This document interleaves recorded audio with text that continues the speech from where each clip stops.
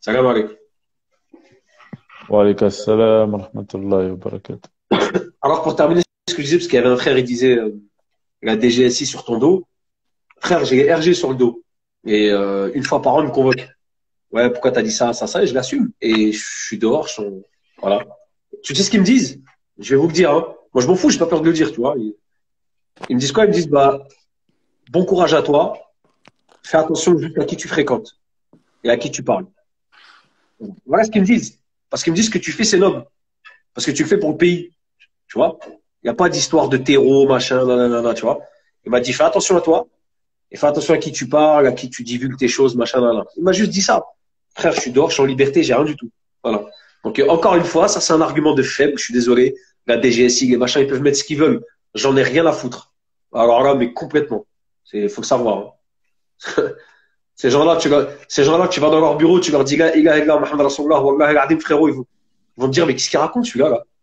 Tu vois? Qu'est-ce qu'il raconte, celui-là, là? Il a peur de rien. Ah non, frère. Allah Azza wa Jalla, il est dans mon cœur. Je crois que j'ai peur de toi. Tu sais, moi, je vais te dire un truc, Mohamed Gamine, tu vas rigoler. Moi, j'ai plus peur, tu vois? J'ai plus peur de, de, de, de quelqu'un que tu connais, on va pas citer, qui peut venir me mettre un coup de chlasse quand, tu vois, je dois être sur mes gardes. Tu vois ce que je veux dire?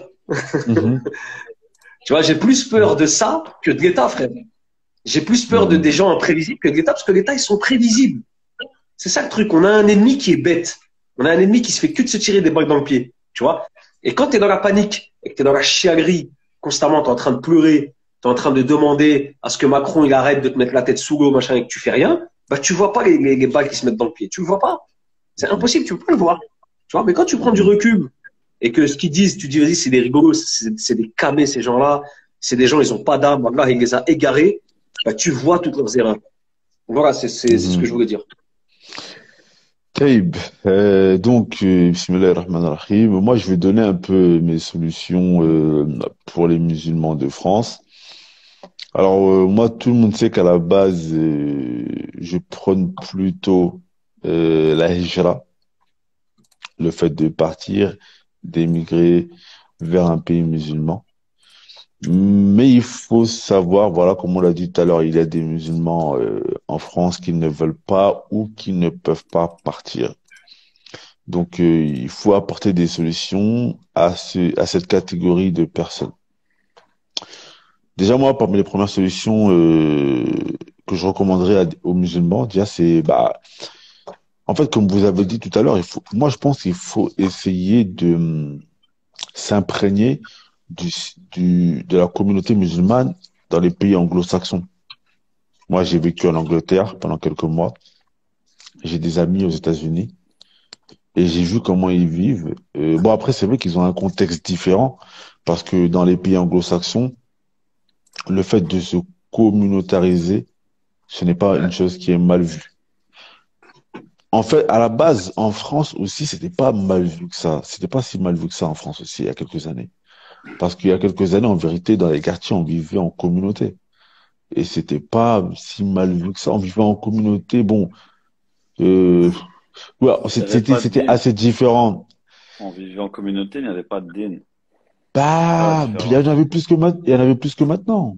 Non, je te dis pas, genre, ils n'étaient pas pratiquants. Ça se voyait pas. Hmm, Alors qu'aujourd'hui, les petits que la politique aurait voulu voir faire des graffitis sur les métros et faire du rap hmm, jusqu'à plus soif, quand ils ont commencé à rentrer dans le din, là, ça commence à choquer, à déranger, tu vois.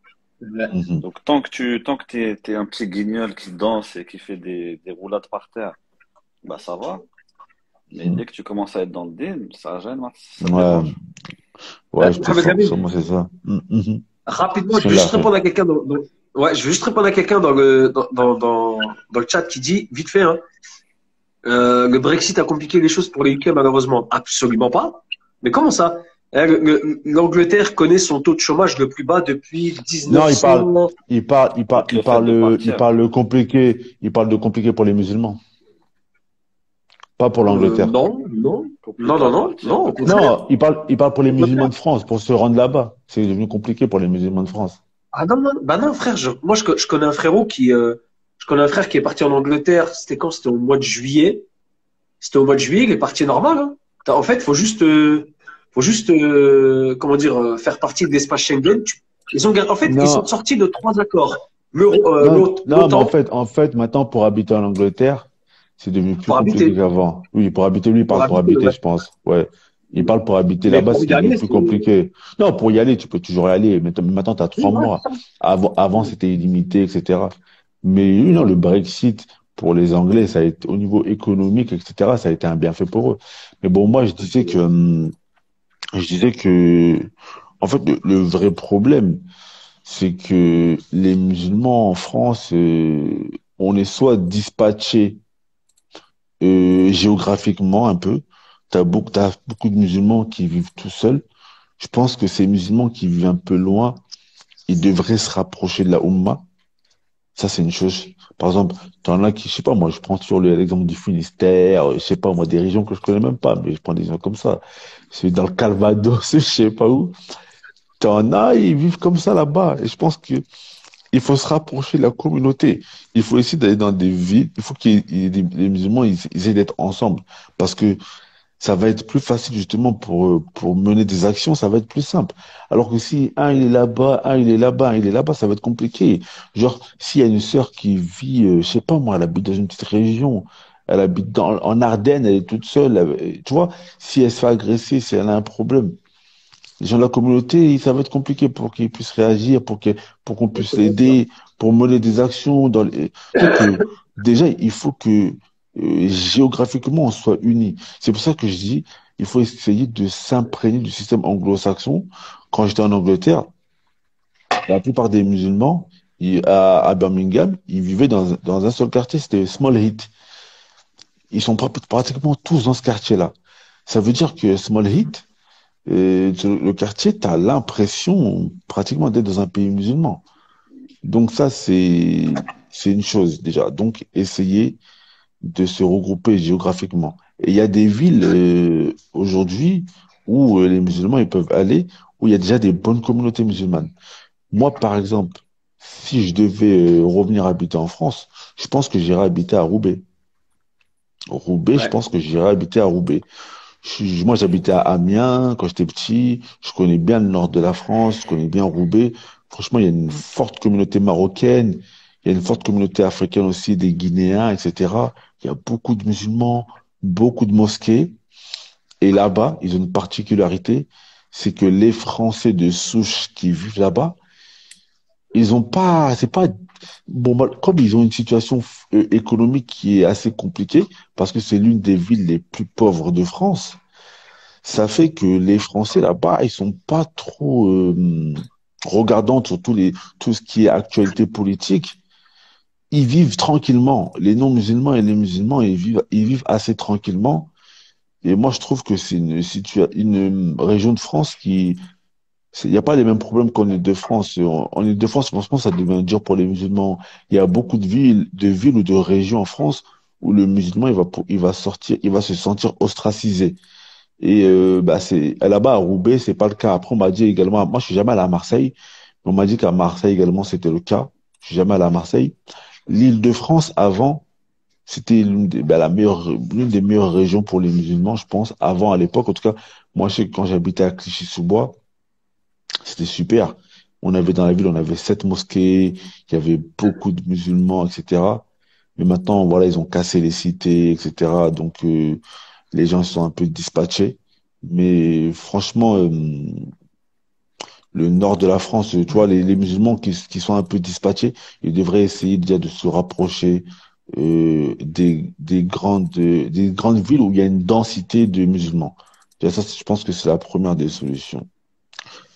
Après, la deuxième des solutions, c'est, bah, en fait, ouais, voilà, en fait, c'est que je pense qu'il faut qu'on ait, comme vous avez dit tout à l'heure, des représentants, mais des vrais représentants qui défendent vraiment les doléances des musulmans au niveau de l'État. Parce qu'en fait, on n'a pas vraiment de représentants. Soit on a les faux représentants qui sont mis au devant de la scène par l'État, comme les Chalgoumi, etc., les gens qui servent à rien, si ce n'est qu'à nuire aux musulmans. Soit tu as ceux qui font semblant d'être préoccupés par les affaires des musulmans. En fait, ils sont pas du tout préoccupés par les affaires des musulmans, comme les imams youtubeurs, parce qu'en vérité, ils parlent toujours des mêmes sujets. Ils parlent des sujets dans lesquels ils vont jamais se mettre l'État à dos. Ils vont jamais Mm. se mettre l'État à dos dans les sujets qu'ils abordent. En fait, ils prennent pas de décision qui va aller à l'encontre de l'État. Ils prennent pas de position forte. Leur discours, il va toujours dans le sens de ce que l'État veut ou de manière. Donc, on n'a pas de vrais représentants, donc il faudrait qu'on ait des vrais représentants. Et en fait, que chaque, en fait, on répartisse les localités. Du genre, on a je sais pas moi, un représentant par région, et que souvent il Ouais, y ait ouais. des réunions, un représentant par région, et que souvent il y ait des réunions entre Mais ces ça, représentants excuse-moi, pour Mohamed Lamine, là, que, tu vas trop dans la théorie. Tu vas dans l'utopie même. Ah bah oui, c'est bah, sûr que ça serait bien. Ça serait bien, mais il faut commencer par le début. c'est-à-dire, c'est Tu quoi le vois, tu début? es en train de parler d'organisation française entre quartiers avec des chefs, avec des trucs, mais c'est même pas la peine. T'as vu dans une mosquée comment ils se tirent dessus pour tenir une mosquée? Mm. C'est ça le Comment ils se Non, mais là, problème. mangent? justement, justement, ce qui est intéressant là, c'est que Mohamed Lamine, il parle pas de ce qui se passe dans les mosquées. Si on parlerait de ce qui se passe dans les mosquées, ah frère, là, je suis d'accord avec toi, hein, c'est un folklore. Ah bah oui. Mais ouais, Il y mais a tout ça, en parce vérité, qu'il n'y a pas d'union. ça passe par le Regarde, changement Mohamed Lamine, des institutions. regarde, t'as vu quand il y a eu Mm. l'immigration, on va dire dans les années 50, 60 et tout, il n'y a Mhm. pas eu de revendication de din. Après, petit à petit, il y a eu, comme ça y est, ils allaient rester là, ils allaient rester en France. Il y a eu des petites revendications. Ils ont commencé à faire des salles de prière dans les usines, des petits trucs comme ça. Et puis petit à petit, des petites salles de prière, etc., etc. Donc là, ça a commencé à s'organiser, tu vois. Mais maintenant, je vais te donner un truc. Dans les années 80, fin 80, il y a eu un scandale avec deux filles qui allaient, qui sont parties à l'école voilées. Et Mhm. ça a fait un scandale. Et puis de là, ils ont fait l'interdiction d'aller à l'école voilée. D'accord? Est-ce qu'ils Ça, ont c'est en bougé les 2004, ça, je musulmans? crois. Non, non, c'est dans les années 80. Ça a commencé dans les années Ah, des 80. années 80. D'accord. Est-ce qu'ils ont bougé les musulmans? Mhm. Ensuite, Tu peux quand, répéter, Abou Mohamed, j'ai pas entendu à la fin, frérot. ouais, Tu peux répéter?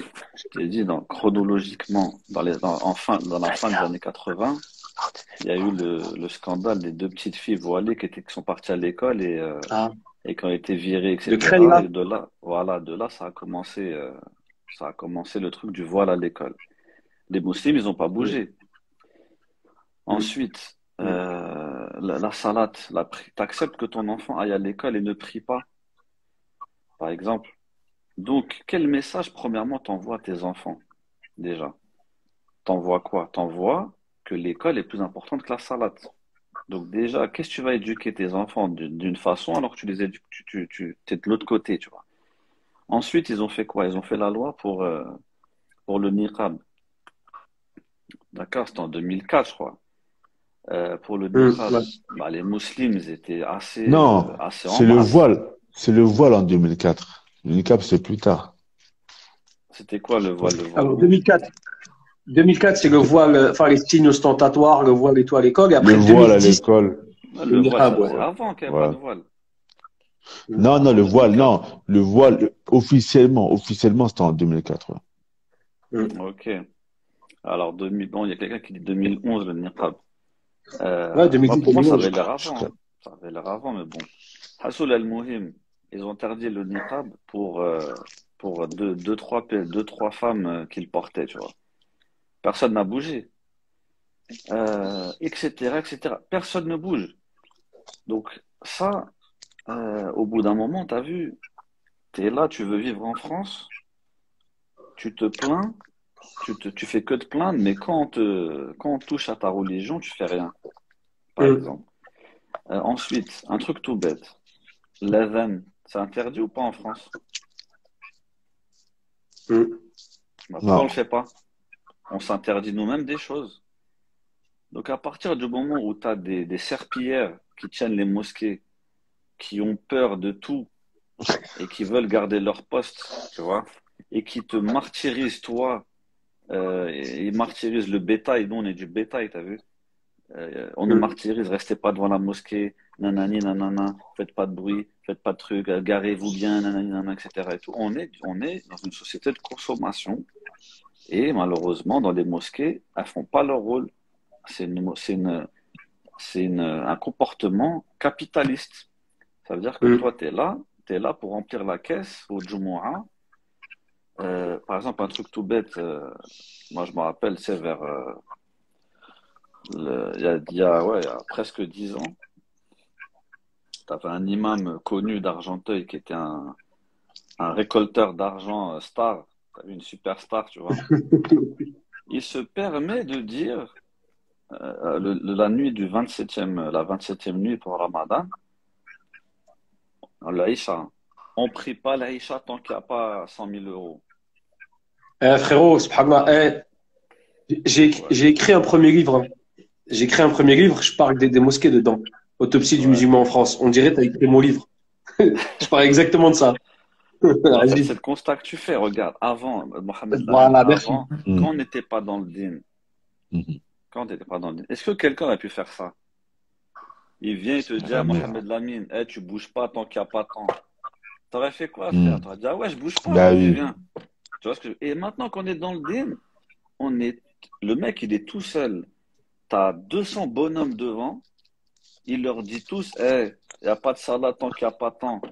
Et personne ne C'est un, bouge. c'est un truc de ouf, ça. Wallah. Donc, tu as vu, au bout d'un moment, c'est bien de faire de toujours se plaindre, toujours dire, ouais, on nous aime pas, ouais, on n'a pas ça, on n'a pas ça. Faut regarder au bout d'un moment l'action qu'on a, t'as vu? On attend Mais que tout se au passe. au final, le problème, il est dans la communauté musulmane. C'est même pas de l'État, en Ah, bien fait. sûr, il est dans Ben notre oui, pratique, exactement. On gâche merci. pas C'est l'État. c'est ce que, tu vois, c'est ce que je dis, en fait. Regarde.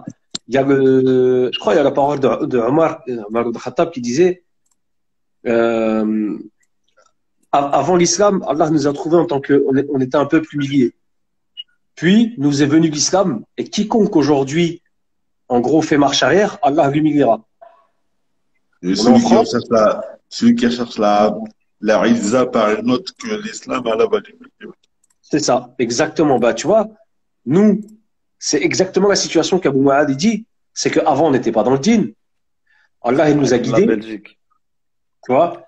Nous Allah, subhanahu wa disons. ta'ala, il nous a guidés. Allah, subhanahu wa ta'ala, il nous a guidés. Et, comment dire, et de cette guidance, on la soumet au matérialisme, au républicanisme, toutes ces choses-là et tout. Tu vois, donc c'est exact, je suis complètement d'accord avec ce que tu dis, frérot. Subhanallah, c'est le problème. Wallah el Adim, c'est en fait l'État, il a besoin de rien faire. L'État, il met juste des coups de pression. Tu sais, tu sais quand en boxe, quand tu mets une feinte comme ça, tu vois, quand tu mets une feinte, et le gars il se protège. Bah l'État, il Oui. fait ça en fait. Il met pas des coups, il met juste des feintes. Tu vois ce que je veux dire? Et nous, on se protège comme des baltringues. Au lieu de, tu vois, au lieu de, tu mets une feinte, ok, bah vas-y, j'avance, tu vois. Genre, tu sais, j'essaie de viser le foie, je perce la garde, du percute, crochet, tu vois. Il n'y a pas ça, frère. Nous, on fait que tu enlèves la garde comme ça, et après, t'as un autre derrière, il vient, il jette l'éponge. Non, non, il est trop fort. Tu vois. C'est ça, en fait. C'est ça. Ils nous mettent des feintes. En fait, il faut rien. Ils jettent, Bah, il n'y a on va rien dire, en ils vrai. jettent- En vrai, il n'y a ouais, rien. il n'y a rien. Il n'y a rien, en Il n'y fait. a Voilà, il rien. n'y a Qu'est-ce rien qu'ils qui nous font, frère? interdit. Qu'est-ce qu'ils font? Exact. Bah oui, il n'y a Ils rien pourraient qui faire nous beaucoup plus et tu interdit. ferais rien. Ils feraient Bah pire oui. et vous ferez rien du tout, frère. Tu vois, il y Wallah a el un Adim, truc. qu'ils n'ont rien fait. C'est ce que j'arrête pas de Rien. dire. Ils n'ont rien fait Tu du tout. vois. Quand tu regardes les Ouïghours, quand tu regardes les Rohingyas, quand tu regardes les Palestiniens, là, oui, il se passe des choses. Mais quand moi, j'entends en France, les musulmans, on est opprimés, frère, soit je rigole, parce que j'en ai marre d'entendre, soit je me dis, la personne qui a dit ça, tu vois, excusez-moi, hein, je vais être trash, hein, tu connais Mohamed, mais tranquille, bon, je me dis, cette personne-là, si tu essaies de la résumer, comme il disait des proches, tu vois, je l'ai entendu dernièrement, là, il disait quoi des proches? C'était un humoriste, il disait, tenter de raisonner, tu vois, ou des gens stupides, c'est comme vouloir, excusez-moi l'expression, hein, se masturber avec une râpe à fromage. Il y a beaucoup de souffrance, mais très peu de résultats. Tu vois. Donc ces gens-là, ils sont comme ça, frérot. On est les responsables de ce qui nous arrive en France. Abou Maïd, il a parfaitement résumé la situation. J'arrête pas de crier tous les jours ça. On est les premiers responsables. Wallah, regardez que si demain, on prend conscience que, en fait, on peut faire ce qu'on veut en termes de religion, à part, bien sûr, tu sais, dans les grandes lignes, tu vois, mais on peut faire l'Éden, on peut créer des écoles, on peut sortir nos enfants de l'école, on peut faire toutes ces choses-là, comme les Juifs y font, d'accord? Comme les Juifs y font, eh ben, ils vont rien faire du tout. Mais c'est en théorie que tu peux faire ça. Dans la pratique, c'est autre chose. Mais tu sais pourquoi on ne peut pas le faire en pratique? Parce qu'on a des balances parmi nous, on a des lâches, on a des pleutres, tu vois. C'est tout ça en fait. On a des parasites parmi nous. Avec des parasites, tu ne peux pas faire grand-chose. Les frères, on va prendre l'Île-de-France. D'accord? On va prendre l'Île-de-France. On va prendre, pour aller même loin, le 9-3. D'accord, 93. Demain, on s'unit. C'est à l'envers, tu peux nous le lire. C'est mon livre. Premier. Deuxième. Machallah. Et qu'est-ce que j'allais dire? Attends, excuse-moi. Ouais, excuse-moi, frérot, je t'ai coupé. Non, c'est pas grave. Attends, juste me rappeler. Tu disais, on prend l'Île-de-France. Oui, on prend l'Île-de-France. On prend le 93, Mohamed Lamine. Demain, on dit, écoute, demain, là, tous les musulmans, tous les jeunes, là, filles et garçons, quand c'est l'heure d'Assad, ils vont prier. Déjà, est-ce qu'il va le faire déjà? Et de deux, qu'est-ce qu'ils vont faire en face? Si tout le monde le fait, si toutes les classes, là, tous ceux qui se disent musulmans, qui veulent prier, ils disent demain on prie, qu'est-ce qu'il y a? Tu vois ce que je veux dire? Maintenant, tu ne demandes pas tes droits. Tu crois que c'est eux qui vont venir, ils vont dire bon, les musulmans, ça vous dit de prier, puisque c'est important dans votre religion quand même. Tu vois ce que je veux dire? C'est ça le truc. Il faut attendre toujours des autres, toujours attendre des autres. Au bout d'un moment, ça suffit. Et aussi, je voulais rebondir à ce que tu as dit, Mohamed Lamine, sur que si tu devais vivre en France, tu vivrais à Roubaix ou en gros dans une ville, tu sais, où il y a beaucoup de musulmans. Mais de ce que je sais, les endroits où il y a beaucoup de musulmans, c'est les pires ghettos. Donc, est-ce que tu vas emmener ta fille ou ton fils vivre avec des cas sociaux qui ont arrêté l'école en deuxième année de maternelle, juste parce qu'il y a il y a deux mosquées, il y a deux salles de prière, tu vois? Il y a la dunya aussi. Pourquoi on n'élève pas le niveau? Pourquoi on est toujours des livreurs de pizza, des mecs qui taffent en sandwich et qui se font fouetter pour 5 euros? Pourquoi? Pourquoi, frère? Tu vois ce que Non, mais j'arrête, moi, c'est bon. Ah, frère, il est trop fort, c'est bon. Là. Moi, j'arrête de parler, il va trop tout dire. Moi. Non, mais il y a des bons quartiers. T'as pas tort, mais dans le nord de la France, ils ont des bons quartiers. Ouais, c'est pas Roubaix, le bon quartier, frère. C'est pas Roubaix. Roubaix, dis, attends, ils ont rénové les quartiers, les cités et tout ça. Regarde, je vais te donner un exemple à Mohamed Lamine. Imaginons qu'il n'y a pas de location. Il n'y a que de l'achat. T'achètes à Roubaix? Imaginons qu'il n'y a pas de location. T'as vu ta sueur là que t'as bossé? Tu vas tout mettre pour vivre avec des gens qui vont te casser les pieds jour et nuit? Dans ce cas-là, tu préconises quoi? Non, la campagne. Je préconiserais un endroit bien où tes enfants vont s'épanouir et de là, créer quelque chose, trouver un endroit pour faire une salle de prière, s'affirmer en tant que musulman, mais en même temps, évoluer, frère, tout le temps, vivre comme des rats, comme des cafards tout le temps. Nama, frère, tu vois. Nama, toujours viser le moins cher. Nous, on est lié à quoi? On est lié à la CAF, à Tati, à Action, des trucs comme ça. C'est quoi ça, frère? Tu vois ce que je veux dire? Moi, je suis pas comme ça. J'ai pas envie d'être comme ça, moi, tu vois. Tu sais, moi, j'avais fait une vidéo. J'avais fait une vidéo. Là, tu me régales, frère. C'est une masterclass ce soir. Ou dans une vidéo, je disais que parce qu'un jour, je suis passé, un jour, il y a 2 ans, comme ça, je passe à Château-Rouge, tu vois. Je passe à Château-Rouge et tout ça. Après, j'ai vu comment c'était Château-Rouge. Et j'ai vu comment c'était Château-Rouge. Je disais, Ouais, subhanallah, exactement. c'était Château-Rouge, Barbès et tout ça. Ouais. Et je me suis vraiment rendu compte que subhanallah, franchement, il y a des choses qu'il y a que nous, les Noirs et les Arabes, qui pouvons le dire. Un blanc, il le dit, ça Ouais, va être pris pour du racisme. Mais exact. Alors les qu'il Noirs faut et pas, les Arabes, tu vois. les Noirs et les Arabes, en France, franchement, bah, t'as vu, c'est eux qui remplissent les prisons. Il a raison, Les, Zemmour, No- hein. Ouais, ouais. les Noirs et les Arabes, la délinquance, c'est souvent eux. Ouais. Après, bon, il y en a qui disent que c'est pas là vraiment la grosse délinquance, C'est la petite il a- délinquance, bien sûr. qui avait dit ça? Il avait répondu à Zemmour, comment il s'appelle, Dieudonné. Il disait que les Noirs et les Arabes, c'est pas vraiment la, tu vois, en gros, les gros délinquants, c'est les hommes en mallette, etc. Mais les Noirs et les Arabes, c'est quand même la délinquance, tu vois, Bien sûr. malheureusement. C'est eux qui Mais remplissent les prisons, en tu tout cas. préfères, tu préfères vivre à côté d'un Jean-Michel, chef d'entreprise, qui arnaque l'État, qui vole, qui détourne des millions d'euros, mais chez lui c'est propre, à côté c'est propre, tu l'entends pas, que à côté de Mohamed et Mamadou, qui font du compète en bas de chez toi, qui cassent les boîtes aux lettres et qui vendent du shit, etc. Tu vois ce que je veux dire? Au bout d'un moment, c'est Grave. plus nuisible la petite délinquance que la grande. C'est comme ça, tu vois. Ah oui, et en tout cas, bah, je sais plus, moi, j'ai plus d'idées. Moi, j'ai l'idée, C'est c'est de complexe, revenir au voilà. din. C'est de revenir au din, tout simplement. C'est de donner de l'importance au din, d'apprendre, et d'apprendre dans les deux sens, d'apprendre dans le din et dans la dunya. Pourquoi? Ouais, mais Pourquoi? T'as vu, on m'a apprendre, rajouté à etc., l'école, de là, de toute façon, c'est obligatoire. Mais c'est les obligatoire, mais qui le solutions, fait? Qui le fait? hein, C'est obligatoire, mais qui le fait, frère? Quand tu mais vois les les solutions questions qui viennent de politiques, France, tu te dis, les actions purée, à on en est mener, là, tu comment, vois? le changement dans la vie de la personne.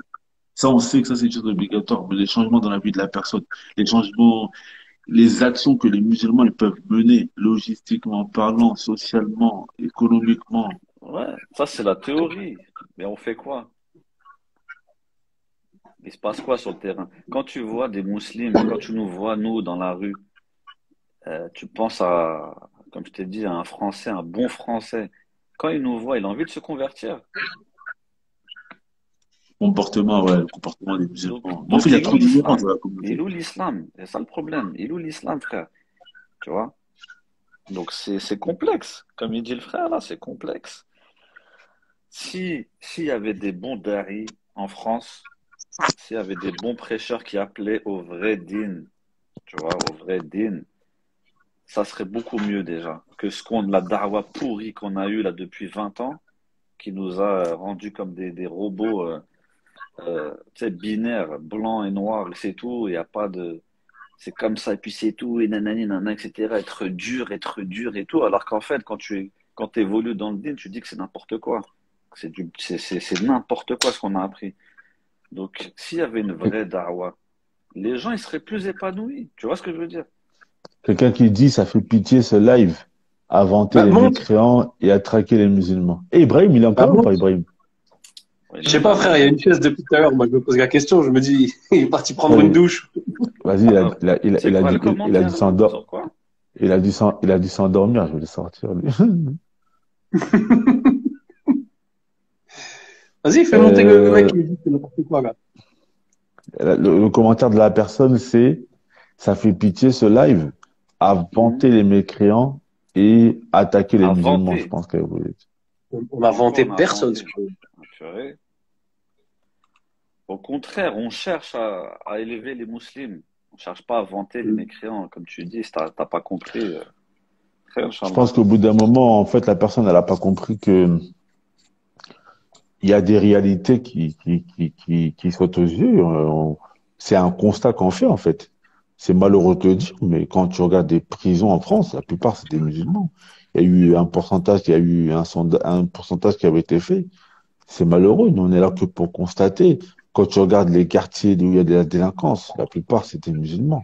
C'est encore un constat. Donc, on n'est pas en train de vanter les mérites des non-musulmans. Non. Nous, on essaye d'élever la communauté française. Les musulmans de la communauté française, s'il y a une vérité, qui saute aux yeux. On va pas trafiquer la vérité pour dire ce qui fait plaisir.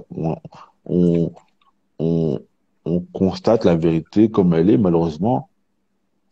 Dans la communauté musulmane, les gens ils sont éparpillés, les gens ne reviennent pas au Coran, à la Sunna, comme il a dit le frère Mourad, les gens ils envoient. Il y a plein de droits que les musulmans normalement, théoriquement, ils ont le droit de faire, mais que l'on ne fait pas. Et quand nos droits sont bafoués, il y a personne qui ne fait rien, etc. C'est un constat en fait. C'est pas le fait de rabaisser les musulmans, mais on constate que personne ne fait rien. C'est tout. Bah, tu vois, ce que tu dis là, et il y a le frère encore qui continue à dire, bah, frérot, monte, viens nous dire, viens nous donner ta pensée. Viens nous dire, propose-nous des choses. Moi, j'ai toujours dit, ceux qui sont dans la critique, c'est bien de critiquer, mais il faut proposer des choses. Nous, on propose depuis tout à l'heure. On fait un constat. Le constat, il est ce qu'il est. D'accord? Quelqu'un a dit Il y a beaucoup. Zemmour est content Ouais, de c'est le vous même. entendre. Mais moi, il y a des paroles de Zemmour. Tu sais, moi, avant que Zemmour il dise ses paroles, moi, il y a des choses que je pense depuis des années. Moi, Bien quand je sûr. vois des Noirs et Bien sûr. des Arabes qui se plaignent, oui, en France, on n'a pas de chance, etc. Non, moi, écoute, attention, parce qu'il y en a, ils vont dire, oui, Mohamed Lamine, tu prônes la hijra et tu tiens ces propos-là. Prôner la hijra ne veut pas dire occulter des vérités de manière intentionnelle. Justement, le fait que j'ai fait la hijra, j'ai un certain recul de ce recul que j'ai, je peux me rendre compte des bienfaits que l'on a eu en grandissant en France. Exactement. Je peux me rendre compte des bienfaits que le but de mon propos quand je dis aux gens de faire la hijra, le but, c'est pas de détester la France. On a grandi en France, on est né en France, c'est une partie de notre histoire. Ça reste notre pays. Maintenant, moi, à titre personnel, je me sens pas capable de pratiquer ma religion en France. Donc, j'ai décidé de partir. Je me sens pas capable, à titre personnel, de pratiquer ma religion en France. Maintenant, il y a des vérités en France, il y a des choses en France qui sont quand même bien. Il y a des choses en France qui sont quand même bien je veux pas cracher sur la soupe parce que j'ai décidé de partir. Donc, parfois, quand je vais entendre certains discours des gens qui vont dire oui, ils vont cracher sur la France. En fait, Moi, ils vont dire des injustices. Je vais leur dire non, ça c'est pas vrai. S'il y a des choses Mohamed vraies, Lamine, Allah dans le Coran, il nous dit, juste pour terminer, il nous dit, et que l'aversion que vous avez pour un peuple ne vous pose pas à être injuste. Soyez juste, cela est plus proche de la piété. Mohamed, t'as vu, quand t'es parti, quand t'as quitté la France, Mhm. tu pensais quoi t'avais quelle image on va dire, de ta personnalité, c'est-à-dire à quel pays tu te rattachais et qu'est-ce que tu pensais de la France quand t'es parti? Quand je suis parti, j'avais un peu la vision qu'on avait, avec laquelle on est grandi, tu vois, avec laquelle on a grandi. Tu te dis, oui, c'est un peu cette vision contestataire, oui. Voilà, la France, c'est pas notre pays. C'est Moi, une je suis vision gauchiste. africain, etc. Voilà, t'es C'est une vision africain, t'es gauchiste. pas français, Ouais, pas exactement. français. Mhm. Ouais, une vision gauchiste. Quand quand t'es parti à l'étranger, c'est là que t'as compris que t'étais français. Exactement. Là, tu comprends Merci, que tu es Abou français. Mohamed. C'est ça le Mhm. truc. Bah, moi, c'est pareil. Moi, avant que je parte, ouais, moi, je suis pas français, je suis algérien, nanani, nanana. Mais c'est en partant et en me mêlant aux Algériens que j'ai compris que je suis pas un Algérien comme eux, en tout cas. Je suis pas un Algérien d'Algérie, tu vois. Je suis Mhm. peut-être pas un Français comme les Français, mais moi, je suis un pur Parisien. Dans mon caractère, je suis un pur Parisien, tu vois.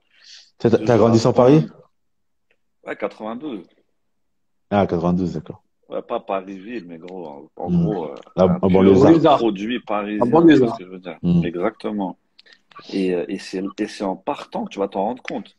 Et de toute façon, j'ai envie de te dire, et surtout, moi, je suis dur avec avec les Algériens de France, c'est qu'ils sont Algériens de loin.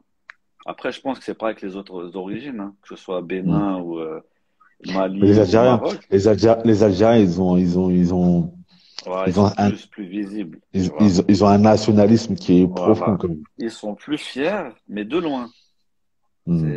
Ok, c'est bien l'Algérie, mais de loin. Bah viens vivre en Algérie. Viens, on va voir c'est quoi vivre en Algérie. Moi, je suis allé en Algérie. C'est quand tu vis là-bas, c'est pas quand tu passes juste ton été. C'est quand tu vis là-bas, là, tu vas voir c'est quoi. Et de toute façon, je sais pas si ça t'a fait pareil à Mohamed Lamine. Mhm. Moi, quand je suis parti de France, Mhm. les questions que je reçois, c'est que de la dounia. Il n'y a pas de euh, comment c'est l'Algérie ou comment c'est l'Égypte. Tu peux apprendre. Le Coran, c'est comment? Non, non, non, c'est ouais, les écoles, c'est comment? Et les hôpitaux, c'est bien? Tu vois ce que je veux Ah, dire? frérot, t'as En écrit mon gros, livre, c'est pas possible. T'as écrit mon livre. Je te le dis, moi. mais c'est que ça, frère. Hmm. Mais attends, il te dit, hein, les gars, oh, je suis parti. Posez-moi des questions intéressantes, frère. Qu'est-ce que tu me prends la tête avec, tu vois, l'hôpital, les soins, l'école, les routes, la propreté. Donc c'est ça qui est intéressant pour vous, c'est ça qui compte. Donc ne dites pas vive l'Algérie, etc. Si vous pouvez pas y tenir 2 mois, tu vois. Mhm. Ah, Hmm. Mais malheureusement, moi, j'ai vécu, bismillah. excuse-moi, rapidement. Moi aussi, j'ai vécu à l'étranger, hein. J'ai vécu à l'étranger à l'époque. J'ai bossé, j'ai fait 6 mois au Maroc. Après, j'ai bossé au Canada, etc. et tout. Frérot, le seul moment que j'attendais, c'était de rentrer chez moi en France, dans mon 93. Mm. Mm. Tu vois? Exactement, c'est là où tu as grandi. C'est là où t'es né, où t'as grandi, où t'as appris à marcher, t'as appris à parler. Et Maintenant, ouais, surtout, et il y a un point important, les frérots, c'est que c'est l'endroit où Allah Azzawajal, il nous a guidés, c'est en France. C'est ni au Maroc, ni en Algérie, ni au c'est Mali. ça. C'est en France. Mais Mhm. est-ce que le fait de dire que tu aimes l'endroit où tu as grandi, même si c'est la France, est-ce que ça veut dire que tu acceptes toute la mécréance et toute l'association qu'il y a dedans? Ah non. Mais Ah oui, jamais de bien la sûr. vie. Tu vois ce que je veux Mhm. dire? Jamais de la vie. Il y en a, malheureusement, ils savent pas faire la part des choses, tu vois. C'est ça le problème. Comme il y a quelqu'un qui nous dit qu'on est des monafiques, là. Non, mais c'est quoi? Faut pas calculer les trolls. Mm. Faut répondre qu'aux ceux qui parlent C'est- correctement. on est des monafiques. Mais alors que les gens, en fait, ce qu'ils n'arrivent pas à comprendre, c'est que le prophète, sallallahu alayhi wa sallam, subhanallah, c'est quelqu'un de splendide, d'extraordinaire. Parce qu'en fait, le prophète, sallallahu alayhi wa sallam, il savait toujours faire la part des choses. Pour la personne qui nous dit qu'on est des monafiqines, en fait, les personnes, il faut que, je sais pas, mais en fait, je vais essayer d'expliquer mon propos. Euh, on est français, on a grandi en France, on est né en France. Moi, je me considère français à ma manière. Je suis pas français comme la Voilà. France voudrait que je sois français. C'est des choses qu'on peut pas enlever, en fait, tu vois. Moi, je suis né en Picardie, j'ai grandi avec la France profonde. Voilà, tu vois. À 20 ans, j'ai décidé de quitter la France et je regrette pas. Quand je reviens en France, tu vois, ça reste mon pays. Tu vois, quand je reviens en France, moi, je suis français, gabonais. Maintenant, je sais que je peux pas y pratiquer ma foi comme il se doit. Donc, j'ai décidé de quitter la France. Néanmoins, tu vois, j'ai toujours des attaches en France, j'ai toujours ma famille en France. Et donc, voilà, tu vois. Et Alors, pour cette personne-là, je vais juste lui répondre en lui disant, le prophète sallallahu alayhi wa sallam, déjà, quand il a quitté la Mecque, c'était une terre de mécréance. Pourtant, le prophète sallallahu alayhi wa sallam, au moment où il a fait sa hijra, il s'est retourné vers la Mecque. Il a regardé la Mecque et il était triste d'avoir quitté la Mecque. C'était une terre de mécréance. Salman, le compagnon du prophète sallallahu alayhi wa sallam, il venait de El-Furs et il se faisait appeler Salman el-Farisi.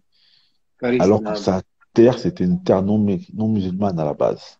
Et il se faisait appeler Salman el-Farisi. Il n'avait pas de mal à revendiquer son appartenance à son pays. Bilal, on l'appelait Bilal el-Habbashi. Alors que Habasha, c'était une terre non musulmane. Et il avait pas de mal à montrer son appartenance à sa terre. Les plus prédécesseurs, ils n'ont jamais eu de mal à montrer leur appartenance à leur terre, malgré que ce soit des terres non musulmanes, parce que ton pays, même si c'est un pays non musulman, tu peux l'aimer. Ça veut pas dire que tu es en accord avec tout ce qui s'y passe. Ça veut pas dire que tu es en accord avec tout ce qui s'y passe. Ça veut pas dire que tu peux émigrer, comme le prophète sallallahu alayhi wa sallam, il l'a fait, parce qu'il était en désaccord avec ce qui s'y passait. Et après, il est revenu en conquérant. Moi, c'est plutôt ma vision des choses, c'est d'immigrer. Et puis après, s'arranger les facilités, et voilà, essayer de faire changer les choses en France et à distance. Mais donc, Juste, pour la juste, personne qui nous dit Mounafik, monte et puis viens parler. Faut pas lui répondre, c'est tout, hein. justement, justement, cette personne-là qui balance parce que tu es en train de nous traiter de Mounafik depuis tout à l'heure, alors que jeter de Nifer sur quelqu'un, c'est très très grave. Parce que Nifer, c'est très très proche de la mécréance. Moi, je vais te dire une chose, s'il y aurait un tribunal de l'intelligence, on devrait te condamner pour le dernier neurone qui te reste. Espèce d'abruti, va. Tu nous traites de Mounafikoun. Viens parler ici en live. On va te mettre une fessée, tu vas retourner dormir. Là. Il est bientôt minuit, là. Quel traite les gens de Mounafikoun. T'es un ouf, toi. Regarde, tu Ouais, fais. Khalil. Il y a un frère qui vient de rentrer. Calculé, Salam hein. alaikum, frère. Ouais. Wa alaykoum salam wa rahmatullah. Vous m'entendez bien? Ouais, Ouais, Wa bismillah, alaykoum mon salam. frère. Ça va? Alhamdulillah, vous allez bien? bien, Alhamdulillah, toi. barakallah fik. Afik barakallah. Moi, je voulais juste revenir sur le passage sur le fait de fédérer, en fait. Moi, j'ai remarqué quelque chose dans les mosquées, c'est que malheureusement, elles ferment, en fait, elles sont quasiment tout le temps fermées. Donc, j'ai l'impression qu'on vient juste pour prier. Et Mhm. ça, je trouve que c'est un problème parce que la mosquée, ça doit être le lieu de rassemblement, ça doit être un lieu où on rencontre les autres musulmans et pas seulement pour la prière. Déjà, faire la prière, alhamdulillah, c'est déjà une bonne chose. C'est vrai. Mais qu'on puisse rester, par exemple, je prends un exemple, Mohamed Lamine, par exemple, disons que tu es plus âgé que moi, machallah. Moi, j'ai fini, disons que nous avons prié la prière de Dhuhr. Disons,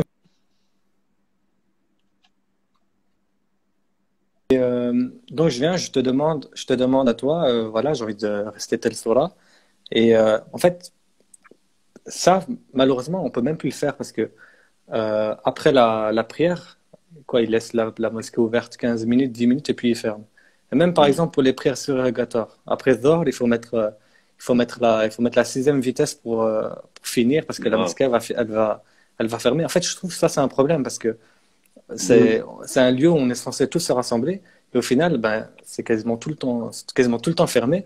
Et en fait, comment on peut être dans l'union, comment on peut chacun s'entraider, comment on peut étudier des livres. Moi, parfois, personnellement, juste parfois envie de prendre un livre et de me poser avec des amis et juste qu'on le lise ensemble. Juste qu'on, je sais pas, Mhm. qu'on révise, même qu'on parle, Mm. mais même ça, en fait, on peut pas le faire à la mosquée, vu que c'est tout le temps fermé. Et c'est ça que je trouvais, c'est fortement En fait, dommage. la mosquée, c'est le dernier endroit où tu peux limite adorer Allah. Je vais loin, hein, t'as vu? Mais en gros, Subhanallah. vas-y, prie, salut. Vas-y, arrête de parler, salut. Tu vois ce que je veux dire? Ouais. Par contre, si tu viens et que tu commences à mettre des sous dans la boîte, ah là, t'es le bienvenu, frère. Tu auras droit à un thé, tu auras droit à tout ça, tu vois. Je Mais, te jure. Allez, t'es mais faire un verre de jus, assieds-toi. voilà, t'inquiète. Un Tu vois? petit gâteau, tout ça et tout, tu vois.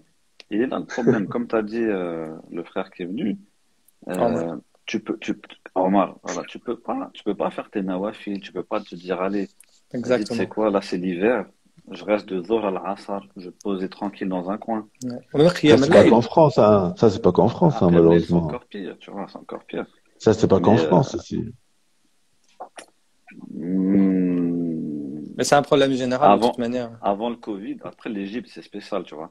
Mais avant le Covid, même en Algérie, avant le Covid, toute la journée, elle est ouverte, la mosquée, hein. En Algérie, machallah. Au Maroc, Avant au Zohr Maroc, jusqu'à l'Aïcha, en général, elles au sont Maroc, ouvertes, hein. au Maroc, miskin, à la limite, l'imam, il devient, hein. Ah ouais, non, non, non, pas partout, Bah, tu vois. Vas-y, finis, Abou Mahad. Non, ça y est, j'avais fini, mais c'était pour dire, En Égypte, c'est comment en euh, Égypte? avant le Covid, c'était ouvert de Zohr à l'Aïcha. Maintenant, c'est fermé, maintenant. Maintenant, ils ferment entre les salats, t'as vu? Hmm. Mm. Ah, c'est tout. Bah, moi, pour répondre au frère, c'est Omar, c'est ça? Exactement. Oui. Ouais. Pour te répondre, déjà la première des questions qu'il faut se poser sur l'ensemble de ces mosquées, est-ce que c'est des mosquées qui sont, je vais aller loin, je vais aller plus loin que peut-être même Abou Mahad, mais est-ce que c'est des mosquées qui sont légitimes devant Allah Azza wa Jal. Parce qu'encore une fois, moi, dans mon premier livre que j'ai écrit, moi, j'ai fait ma petite enquête, etc. Quasiment toutes les mosquées de France, à part, voilà, les petites moussales, là, les petits trucs, les petits Algeco, tu sais, qui sont maintenus à, voilà, tu vois, 400, 500 euros par mois, tout ça, vous voyez. Et toutes les mosquées de France, quasiment, à plus de 60%, elles sont sous riba. C'est bien la banque.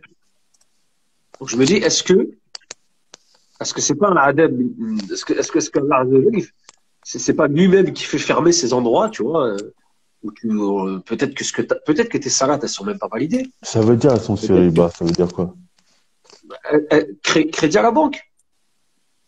Ouais, mais Ouais. ça regardera celui qui l'a fait. Si toi tu viens, Ouais, tu ça pries et regardera c'est celui pour qui l'a rien. fait, mais frérot, à Est-ce partir du moment où toi tu le sais, à partir du est-ce moment que où toi ça tu le impacte sais, pas, est-ce que ça impacte pas sur la baraka de la mosquée? voilà, Bah, est-ce que ça après, impacte pas?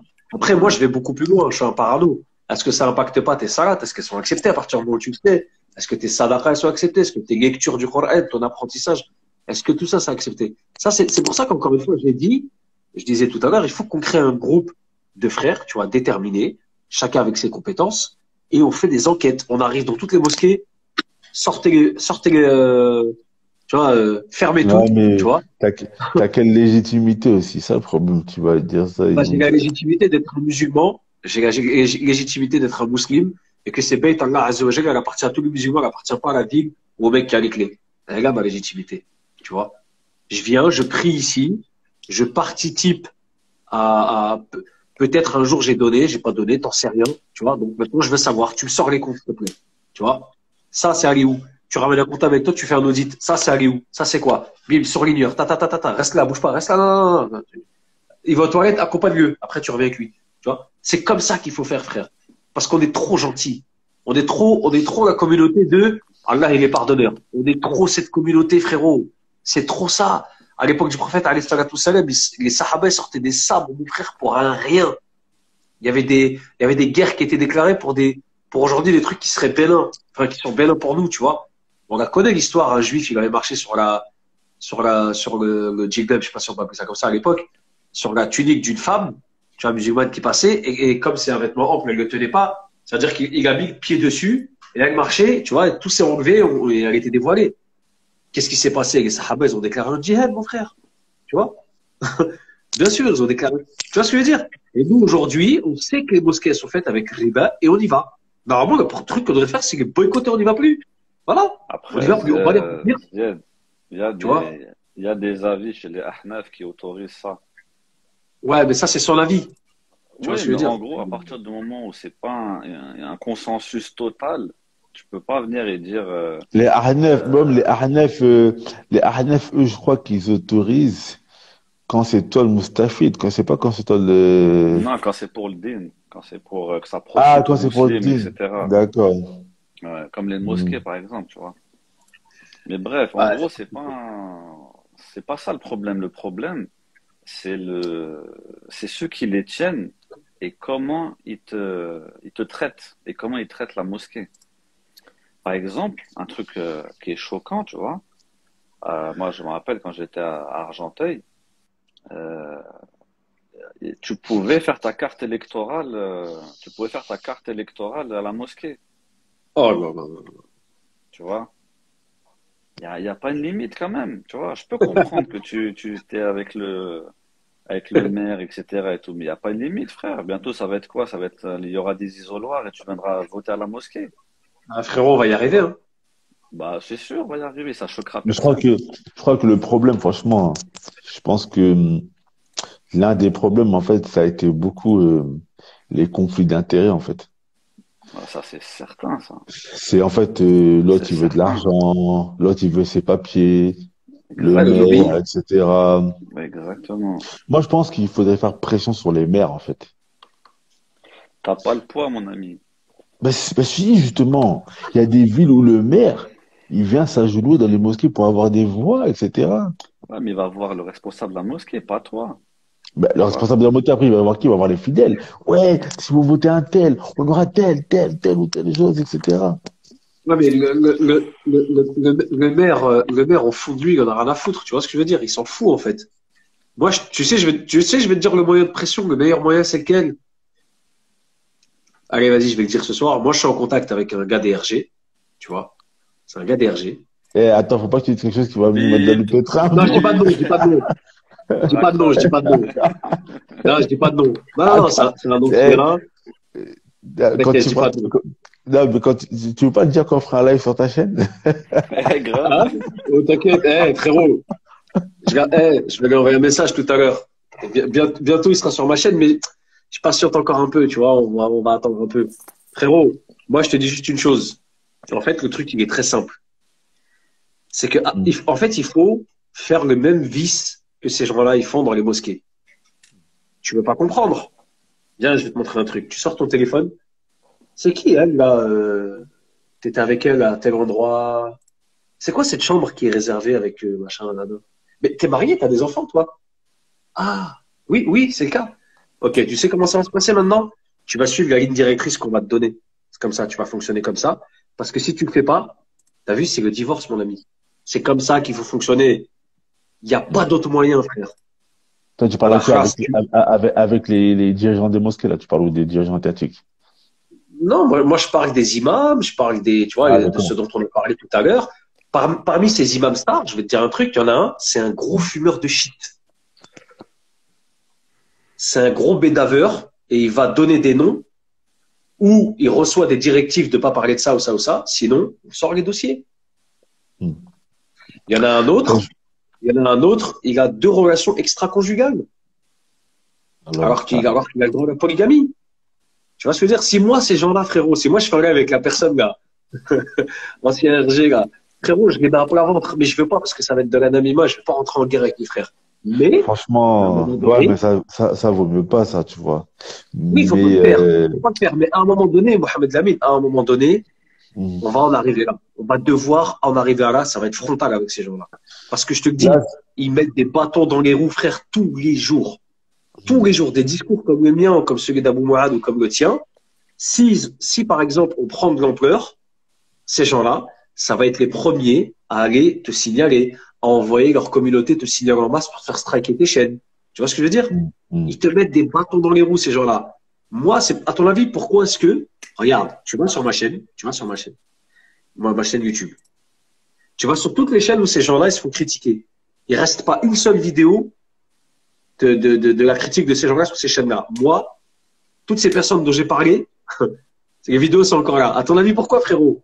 Parce qu'ils savent que je sais. Tu vois? Tu bouges le petit doigt, frérot, you finish. Tu te rappelles, Mortal Kombat, finish him, ta tête à tombe comme ça, là. Tu vois? Hmm. Eh ben, je le finis, frère.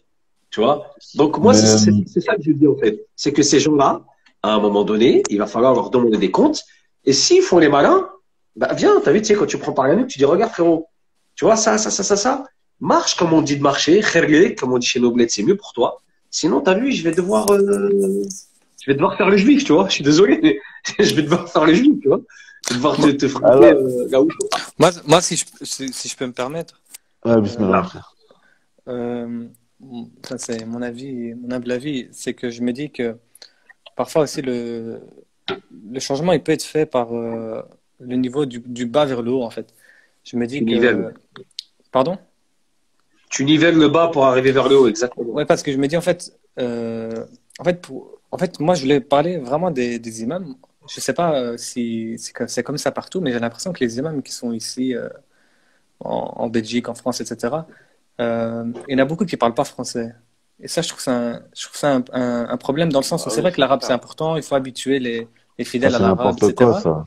Mais en fait, je comprends pas parce que les jeunes de maintenant, on va pas se mentir, il y en a beaucoup qui parlent pas arabe. Et en plus, même en dehors des Maghrébins, on va dire les personnes d'Afrique ou même les convertis, ben, généralement, ils parlent pas arabe. Et en fait, je comprends pas parce que euh, les jeunes, en fait, ils ont besoin de repères. Et comme on disait, la mosquée, normalement, ça doit être un repère. Et l'imam aussi, ça doit être un repère. Normalement, l'imam, c'est la personne que tu vas questionner, notamment au niveau des questions du fiqh, par exemple. Une personne, je sais pas, elle sait pas faire ses ablutions, disons que c'est une débutante, elle va aller voir le imam, ou alors elle est dans une situation compliquée, elle sait pas ce qu'elle doit faire. Normalement, naturellement, on devrait aller voir, enfin, si nos parents ils savent pas, on va aller voir l'imam, on va lui poser, même parfois, c'est des questions un peu honteuses. On hachème un peu, ben, on va demander à l'imam. Normalement, voilà. Mais le problème, c'est qu'il y a dans toute structure, il y a besoin de communication. Et quand la communication, elle est pas établie, ben, ça crée un fossé. Et je veux pas faire le philosophe ou je ne sais quoi, mais le jeune, par exemple, qui a 17 ans, il va vouloir aller parler peut-être d'un sujet qu'il n'osera pas aborder avec son père. Ou alors, il va aller demander une question de fiqh, j'en sais rien. Mais il va aller poser les questions à l'imam, et l'imam, il parle pas français. Ça, je trouve ça bizarre, en fait, parce que Mais ça, euh, c'est un vrai problème. J'en ai déjà parlé, moi. Le problème, c'est que ceux qui gèrent les mosquées, c'est les papas, qui ont des récompenses, ils ont mis en place des mosquées, etc. Mais en fait, ces papas-là, en fait, ils vivent pas en France, en fait. C'est-à-dire que physiquement, ils sont là, mais psychologiquement, leur cerveau, il est au bled. ils Leurs connaissent pas le projets, ils sont au contexte. bled. Ils connaissent pas le contexte de la France. Ça veut dire que eux, ils ramènent des imams du bled qui vont leur parler des problèmes socioculturels qu'il y a au bled, mais pas. Moi, je prends là, moi, je suis sidéré quand je vais dans les mosquées, je vois que l'imam, il parle en darija. Il parle en arabe dialecte du bled. Je suis sidéré. Je suis au Maroc, ici, j'ai jamais entendu un imam parler en arabe dialectal. En France, il parle en arabe dialectal. Moi, je suis sidéré quand ils font ça. Parce que même ici au Maroc, où c'est le dialecte, l'imam, il parle qu'en arabe littéraire. Et l'imam, il vient dans les mosquées, il parle en arabe littéraire, il vient, il parle en dialecte. Des fois, le français est vite fait. Et la mosquée, elle est remplie de gens de toutes les origines, etc. Même, il connaît même pas le contexte des jeunes, ce qu'ils vivent. Il sait même pas parler français, subhanallah. Donc, franchement, moi, pour moi, pour moi, je suis sidéré quand je vois des mosquées comme ça. En fait, Mm. au final, les problèmes de la société, les problèmes des jeunes, ils sont pas traités. Les jeunes, c'est la seule fois dans la semaine où ils viennent à la mosquée, c'est le vendredi. Et même là, t'essaies même pas de les attraper avec un discours qui va leur plaire, etc. C'est n'importe quoi. Ouais, parce que le truc, c'est que une personne qui a grandi ici, qui a étudié le ilm, etc., elle connaît, on va dire, les choses que, entre guillemets, nous, on vit. Ben, cette personne-là, elle les a vécues, donc elle sera plus appropriée pour donner des conseils, et même au niveau des thématiques qu'elle va choisir, elle sera plus appropriée dans les choix de thèmes qu'elle va choisir, alors qu'une personne qui ne connaît pas le contexte, elle va parler de choses, on va dire, de toute façon, toujours intéressantes. Alhamdulillah, le rappel est toujours important. Mais c'est Des fois, clair que, ils ouais. font des khutbas, toute la khutbah, vas-y, ils parlent d'un sujet pour le bled, après, c'est sadaka, sadaka. On a besoin de ci, on a besoin de ça. Ouais. La moitié de la khutbah, c'est des besoins qu'ils ont pour de l'argent. Ouais, Ah, on a putain. besoin en fait, on a vraiment besoin de personnes qui vont étudier, mais d'ici, des personnes en fait qui connaissent le contexte d'ici, parce que le problème, c'est que comme j'ai dit, la communication, c'est trop important. Moi, je sais pas si vous avez remarqué, mais j'ai l'impression qu'il y a une cassure en fait entre la génération, on va dire, non, non, enfin, Mm. la génération de ceux qui ont 20 ans, 25 ans, avec ceux qui ont 60 ans. On dirait qu'on s'entend pas et je sais pas, il y a comme il y a comme un voile, enfin, on n'arrive pas à s'entendre. Et je pense Non, c'est vrai. ça pose problème parce que les jeunes d'aujourd'hui, ce seront les personnes qui vont devoir prendre la relève. Et malheureusement, comme on dit, moi je le vois, quand on voit à la prière, malheureusement, c'est quasiment que des personnes du troisième âge, aux prières de Zohr, etc. Comme tu dis, Mohamed Lamine, les jeunes, on les voit surtout Jumu'ah ou aux prières de l'Aïd. Sinon, Al-Fajr, aux autres prières, ben, on voit pas vraiment. En fait, il faut vraiment que les mosquées, Les gens, elles attirent les jeunes. les imams qui sont mis, ils ont pas ils ont, bah, les parents, en fait, ils ont pas les soucis de ramener ces jeunes. Bon, les frères, le live, il se termine. Bon, on fait une troisième et dernière partie parce qu'il y a quelqu'un qui Vas-y, voulait parler, qui avait un truc à dire. Donc, on va prendre vas-y. cette personne. La personne qui a fait une demande, là, fais la demande tout de suite, comme ça on te prend. Et Omar, barakallah, fais de ton intervention, Akhi, qu'Allah te récompense. Ouais, Fik comme un heure. barakallah. Amin. Parce que Salam c'est également alaikum. frère de Belgique.